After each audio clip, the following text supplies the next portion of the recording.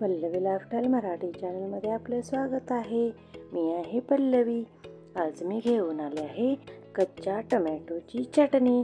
खूपच छान अशी ही चटणी बनते। तर मी भाताबरोबर, चपातीबरोबर, भाकरीबरोबर ही चटणी खाऊ शकता। खूपच छान आणि याची टेस्ट तरी खूपच अप्रतिम आहे। तुम्ही एकदा बघून तरी पहा। तर चला, यासाठी मी पॅन घेतलेला आहे। सगळ्यात आधी पॅनमध्ये 1 चमचा तीळ घालून याला आपण छानसं असं भाजून घ्यायचं आहे।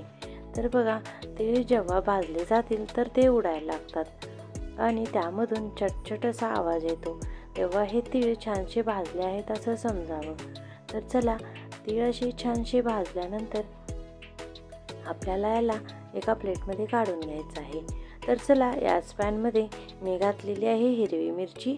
त्याचे देठ काढून आपण एकाचे 2 भाग करून असे ही मिरची भाजू शकतो। तर बघा, यामध्ये थोडंसं तेल घालून घ्यायचं आहे, म्हणजे मिरची जी आहे एकदम लवकर अशी भाजून निघते। तर चला, याला छानसं असं आपण भाजून घेऊयात। याचं कच्चं पण जाऊपर्यंत आपल्याला भाजायचं आहे। तर तुम्ही बघू शकता, मिरची अशी छानशी अशी तांबूस झालेली आहे। तर चला, आता तोपर्यंत मी कच्चे टोमॅटो आहेत त्यांना असं कापून घेते आणि मिरचीसुद्धा छानशी भाजून झालेली आहे। तर चला, यालाही काढून घेऊयात आपण आणि याच पॅनमध्ये कच्चे टोमॅटो आहेत त्यांना आपण असे कापून घेतलेले आहेत, ते सुद्धा छानसे असे भाजून घेऊयात।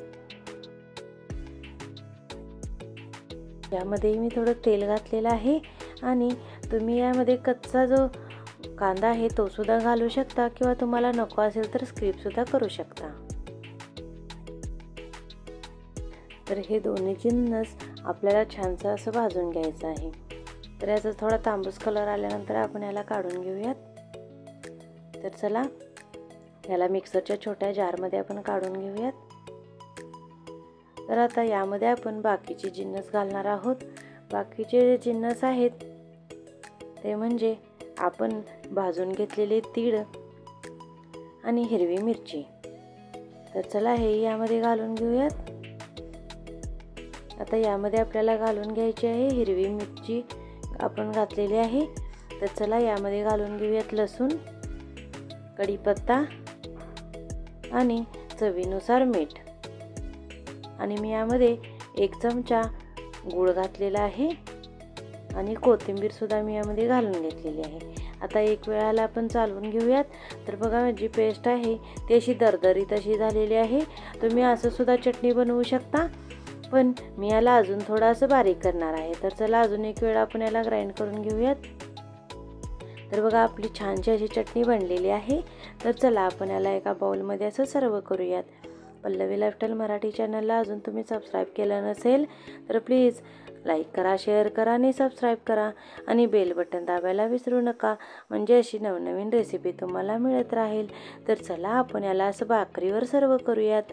तर बघा, अशा प्रकारे तुम्ही गरम गरम भाकरी घेऊन त्यावर असं नुसतं टोमॅटो चटणी लावून खाऊ शकता किंवा तुम्ही चपातीबरोबर, भाताबरोबर सुद्धा याचा यूज करू शकता। तर तुम्हाला ही रेसिपी कशी वाटली मला कमेंट्स करून जरूर सांगा आणि माझ्या चॅनलला शेअर करायला विसरू नका। आणि तुम्हाला हा व्हिडिओ आवडला असेल तर प्लीज लाईक करायलाही विसरू नका। तर चला, अशा प्रकारे गरमागरम भाकरी आणि चटणी अशी मी इथं खात आहे। तुम्ही पण करा आणि कमेंट्स करून मला जरूर सांगा। Thanks for watching. Thank you so much.